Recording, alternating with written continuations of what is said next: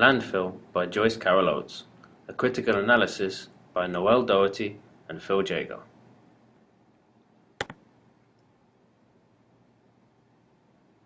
New criticism assumes that everything in the text is carefully calculated to contribute to the work's unity. The work itself is the focus. The purpose of this focus is to explain the work's organic unity, how every feature contributes to its meaning.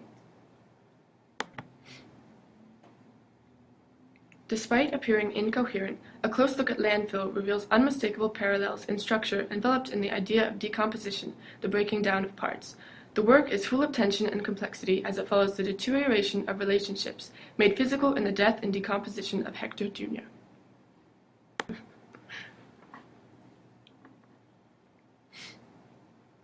The story is a series of unified parts that are connected much in the way of a connect the dots, with Mrs. Campos here and there, Hector here and there, and responses from students displayed in vague italics here and there. It takes concentration to follow these shifts.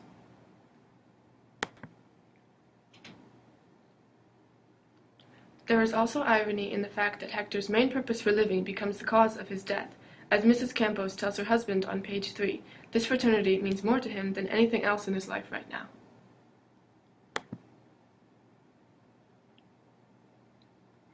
Another important element is the role of the moon. It is used to link son and mother in that moment near his death, to reference emotions of confusion and uncertainty and bring them out into the open.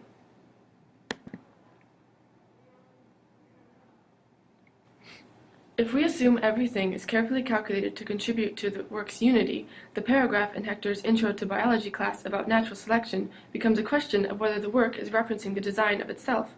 Is it intelligent design or only random and haphazard?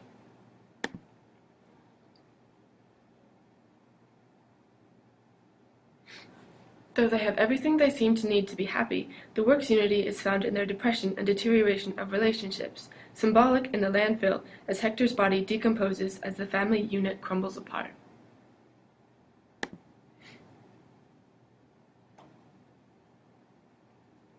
Feminism is about studying the representation of women in literature and challenging those representations of women as other or as part of nature. Feminism aims to rediscover texts written by women. Mrs. Campos is represented as a lonely mother whose world revolves around her son. Mrs. Campos is not happy even when Hector is not missing. She is not only not happy, she nags her husband and makes him unhappy as well. Mrs. Campos sacrifices her relationship with her husband for her son.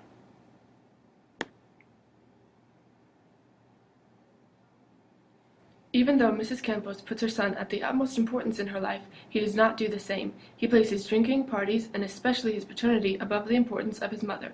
He tells her on page 5, if the fraternity dropped him, he'd kill himself. And Mrs. Campos had pleaded, "Please don't say such terrible things. You're breaking my heart." Mrs. Campos's first name is Irene, which means peace. It is clear irony that a woman who gives no peace and has no peace is named peace itself. It is also ironic that she married a man named Campos, which means fields and speaks of someone who lives in the countryside rather than a town.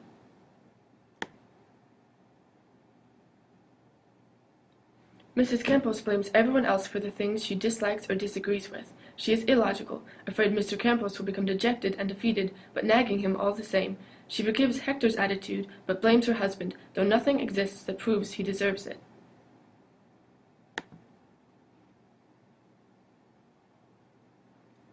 Irene holds the family together, but her son does not appreciate her and she is losing touch with her husband. Though the majority of the story is from her perspective, it is not her story. As mother and wife, and even woman, she is becoming invisible.